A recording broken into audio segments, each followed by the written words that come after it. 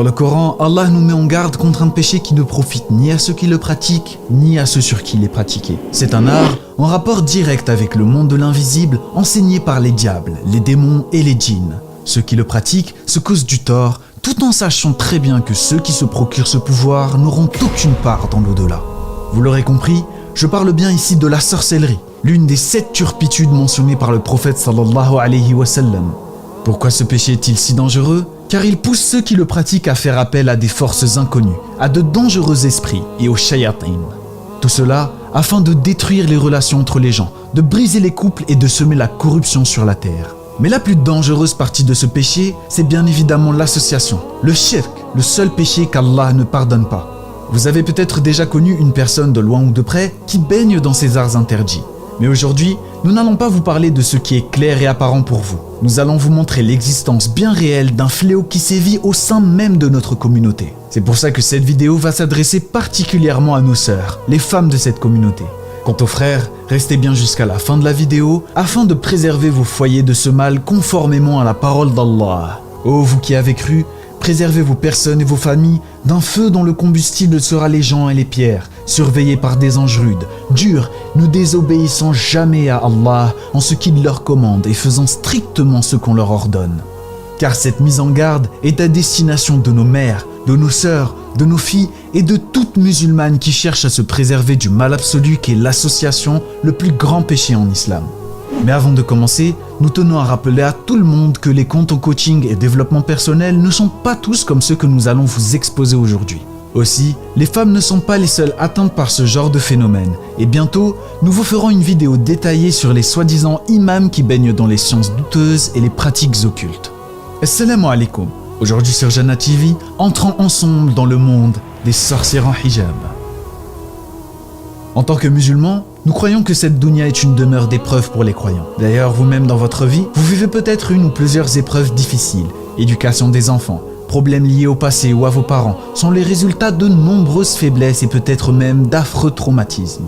Parmi les remèdes qu'Allah nous a donnés pour faire face à cela, il y a bien évidemment la prière, les invocations, les bonnes actions et tout ce qui peut nous rapprocher de notre Créateur. Car en réalité, le fait d'être éprouvé n'est qu'une preuve de l'amour d'Allah envers le croyant ou la croyante. Et bien souvent, à cause de ces chocs émotionnels, certains d'entre nous se retrouvent sur les réseaux sociaux tentant d'oublier leurs problèmes et de retrouver leur foi. Et ce, grâce aux nombreux hadiths, rappels et invocations sur leur feed. Soudainement, entre 2 posts religieux, vous voyez une femme, vêtue d'un voile, qui parle de pensées positives et d'exercices de développement personnel afin de reprendre confiance en vous. Jusque-là, il n'y a aucun mal. Au contraire, un sentiment d'espoir vous gagne et vous décidez de regarder le compte de cette femme afin d'en savoir plus sur ce qu'elle propose. Cependant, ce que vous ne savez pas encore, c'est que vous êtes peut-être tombé sur l'un des 3 types de fléaux que nous avons dénombrés durant nos recherches. Commençons d'abord par la première, celle que l'on va appeler l'influenceuse des pensées, des énergies et des chakras. Comme une nouvelle tendance apparue récemment sur les réseaux sociaux, de nombreuses jeunes femmes portant un voile se lancent dans la mode des conseils en entrepreneuriat et en développement personnel. Jusque-là, il n'y a rien d'anormal. Mais si vous êtes charmé par cette image de jeunes femmes voilées actives dans le business, il ne vous faudra pas scroller bien longtemps pour découvrir d'effrayantes vérités à leur sujet. Rien qu'en posant vos yeux sur leur description, vous pourrez lire bien distinctement et afficher comme une fierté le terme de féminin sacré. Pour ceux qui ne le savent pas, le féminin sacré est considéré comme un mouvement féministe mais aussi spirituel, car son origine est liée à une connexion avec une soi-disant déesse mère. Selon cette croyance du temps de la préhistoire, une grande déesse mère aurait régné sur le monde des hommes. Elle incarnait ce qui est tout, femelle, mâle, création, fertilité, destruction et mort, mais aussi et surtout l'union avec la terre-mère et le divin. C'est une puissance qui anime les femmes de l'intérieur et les pousse à l'honorer. Souvent associée à la douceur, à la puissance et à la compassion, cette représentation des énergies féminines est le symbole parfait de la facilité qu'ont les illuminés à adoucir le shirk avec des mots plaisants et réconfortants. Mais ce n'est pas tout, car entre les conseils bienveillants et les microsciences religieuses se cachent des exercices ressemblant trait pour trait à de la magie noire ou à des pratiques sectaires.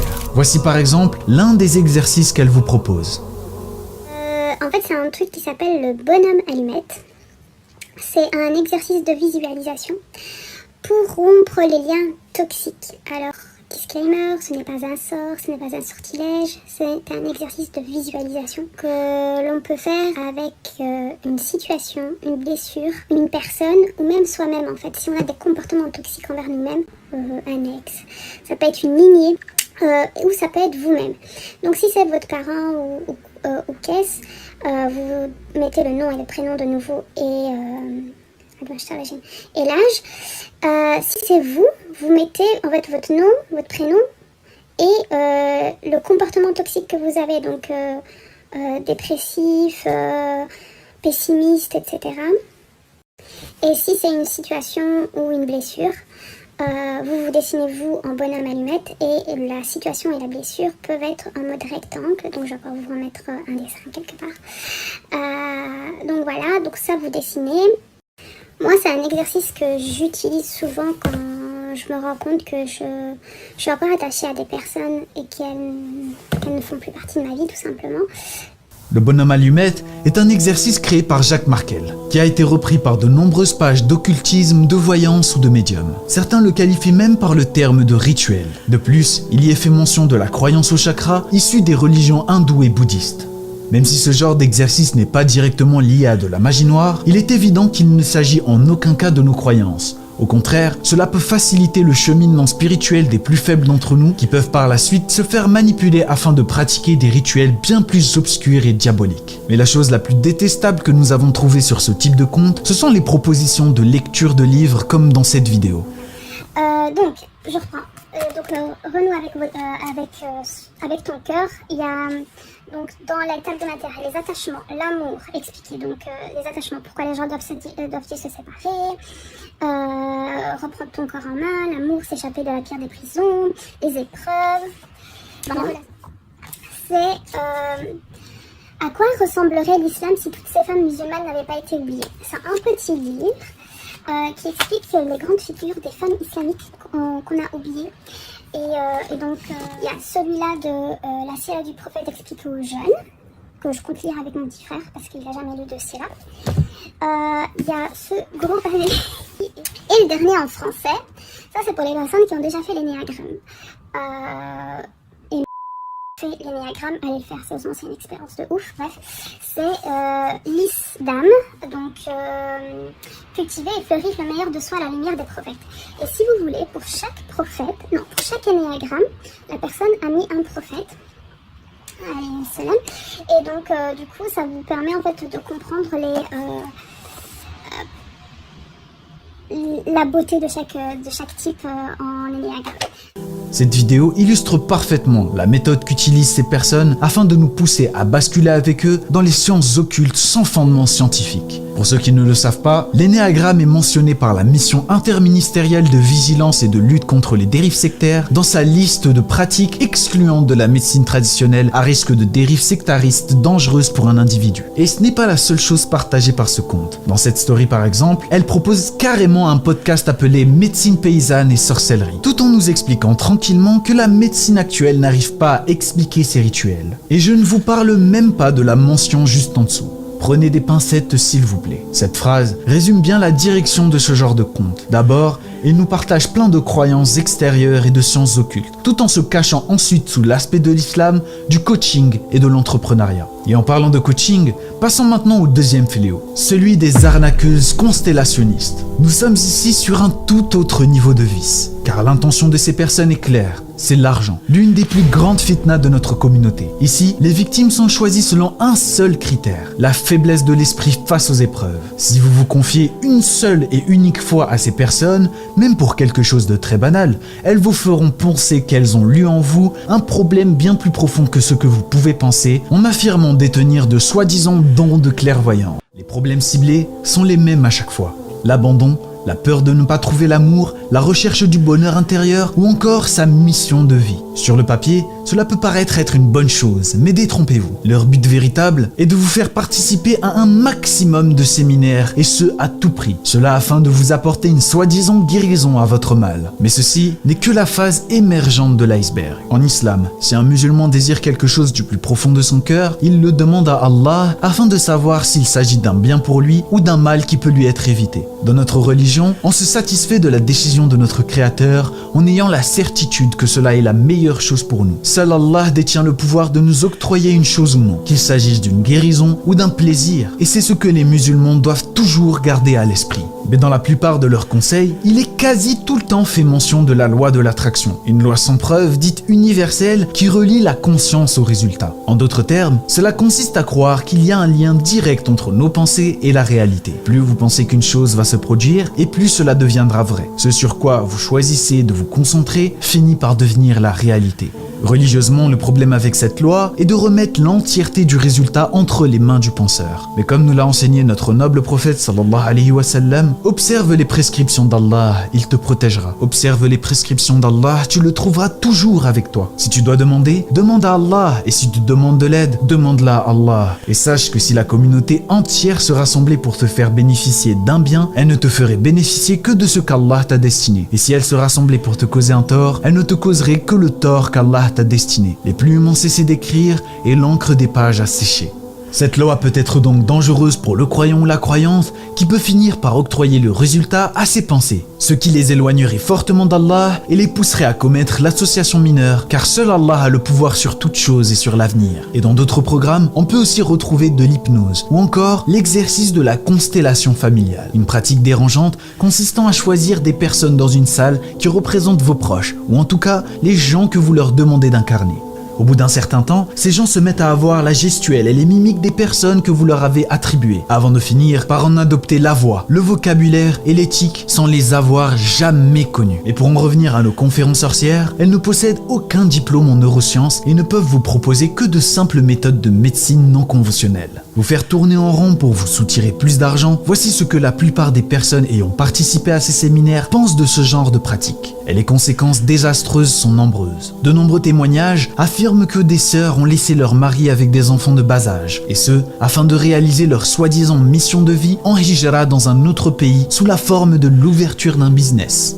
Séparation, divorce et abandon, voici les résultats que peuvent entraîner le fait de trop croire en ce genre de paroles. Même s'il ne peut s'agir que de quelques cas extrêmes, ils témoignent bien de la maladresse avec laquelle sont conçus ces programmes et du manque total de considération sur la situation familiale des individus venant consulter.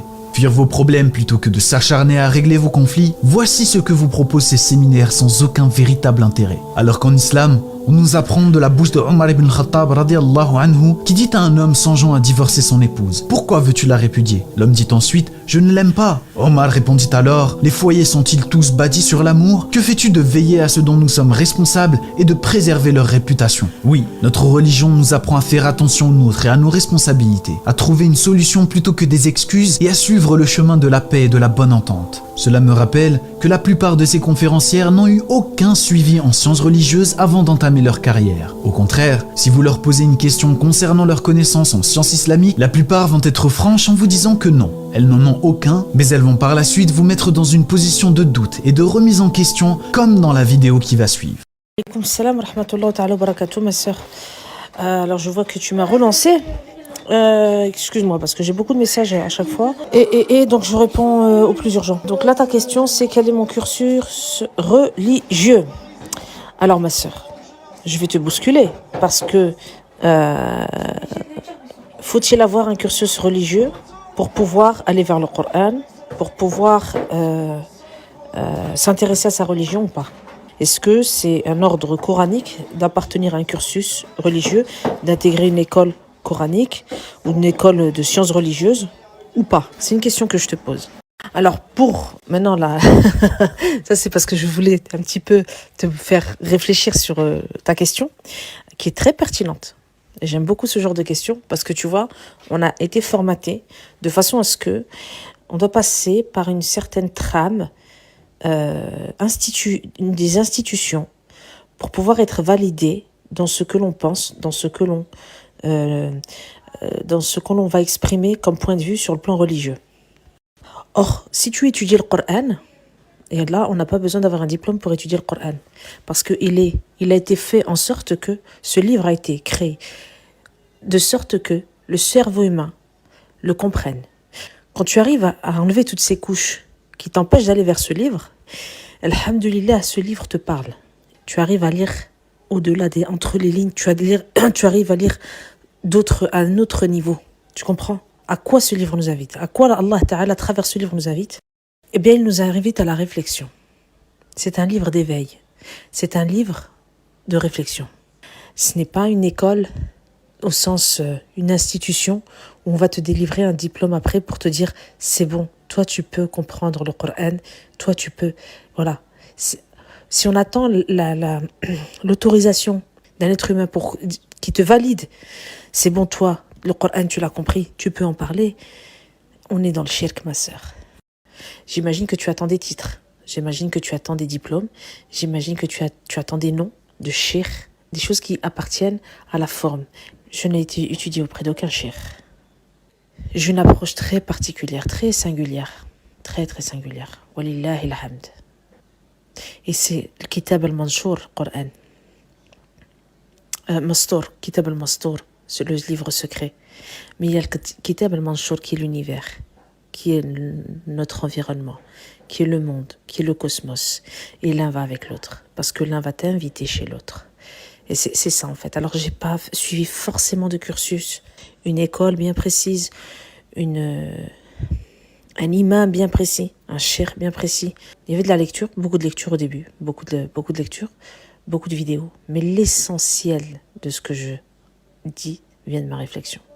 Il ne faut pas s'étonner alors, chers frères et sœurs, que leur programme se mêle à n'importe quelle autre croyance ou science complètement opposée au principe même de l'islam. Passons maintenant à notre dernier point. Pour nous, il s'agit de la pire de ces trois catégories. D'abord, car elle regroupe l'ensemble des fausses croyances vues précédemment, mais aussi et surtout à cause de la médiatisation de ceux qui le pratiquent. Je vous parle ici des pseudo-psychothérapeutes chamaniques. On va préparer le voyage chamanique par un appel aux directions. Avant cela, vous aurez préparé votre lieu, peut-être en mettant des pierres comme gardiens autour d'un cercle, en préparant un autel, en rendant le lieu accueillant pour les esprits, pour qu'ils aient envie de venir vous aider. Puis nous allons faire l'appel aux directions pour appeler tous les esprits qui peuvent vous aider dans votre travail, dans votre intention de voyage. Cet appel aux directions sert aussi à renforcer, à guérir un lieu.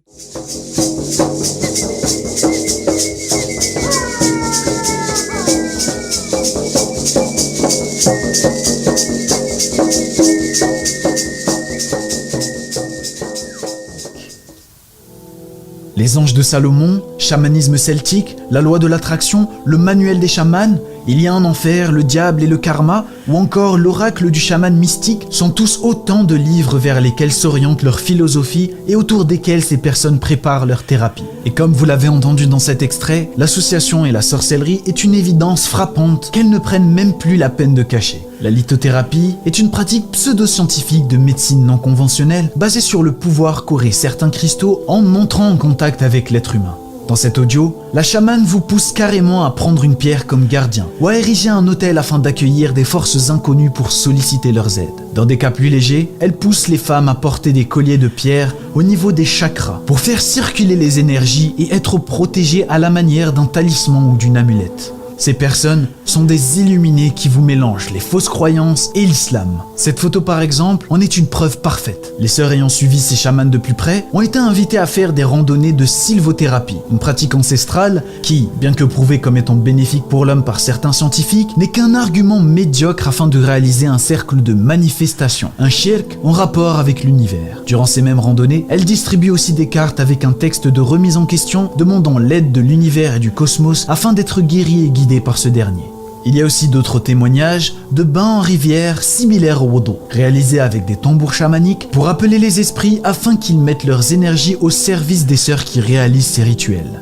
Ce genre de pratique constitue un véritable blasphème salissant nos rites islamiques de purification rituelle. Et si j'utilise le terme de sœur, c'est parce que la plupart des victimes de ces sorcières pensent être dans un rite religieux islamique sans comprendre que ces pratiques sont l'opposé total de notre belle religion. Dans notre foi, seul Allah peut nous aider à sortir de nos problèmes. Il est le seul à avoir la capacité, la science et le pouvoir de nous guider. Le Coran comprend de nombreux passages où les gens ont été éprouvés au point de ne plus savoir quand viendrait la salvation d'Allah. Mais comme nous montrent les exemples de la mère de Moussa alayhi salam ou du prophète Daoud alayhi salam, seul Allah peut nous sortir d'une calamité qui nous afflige, aussi bien intérieure qu'extérieure. Et Dieu ne rompt jamais ses promesses. Au final, le plus grand point commun entre ces personnes est ce qui nous attriste le plus. Et elles utilisent toutes les signes de l'islam comme le voile, les noms d'Allah et le Coran pour embellir leurs actions, leurs rites et manipuler les femmes en détresse. Elles mélangent la beauté de la religion et la science du développement personnel à une multitude de croyances païennes, occultes et chamaniques, tout cela afin d'en faire un fonds de commerce qui ne leur profitera ni dans ce monde ni dans l'au-delà. Mes frères et sœurs, il est grand temps que la communauté musulmane soit avertie concernant ces pseudo-psychothérapeutes chamaniques qui profitent de la faiblesse des gens pour les pousser à l'association et aux rituels sectaires. Il est grand temps que ces maudits personnages arrêtent de salir notre belle religion en la mélangeant à des croyances extérieures complètement contraires à nos principes. Condamnons fermement ces pratiques en nous instruisant sur notre religion, en mettant en garde les gens contre ces fléaux qui ont pénétré notre communauté et en se rapprochant d'Allah afin qu'il nous protège tous de ce genre de dérive. Pour conclure, je vous laisse avec cet enseignement du prophète sallallahu alayhi wa sallam qui nous dit, selon Ibn Mas'ud radiyallahu anhu, le prophète sallallahu alayhi wa sallam a dit « Celui qui, dans le besoin, cherche l'aide des gens, restera dans le besoin. Quant à celui qui se tourne vers Allah, il obtiendra tôt ou tard les faveurs d'Allah. » واتبعوا ما تتلو الشياطين على ملك سليمان وما كفر سليمان ولكن الشياطين كفروا يعلمون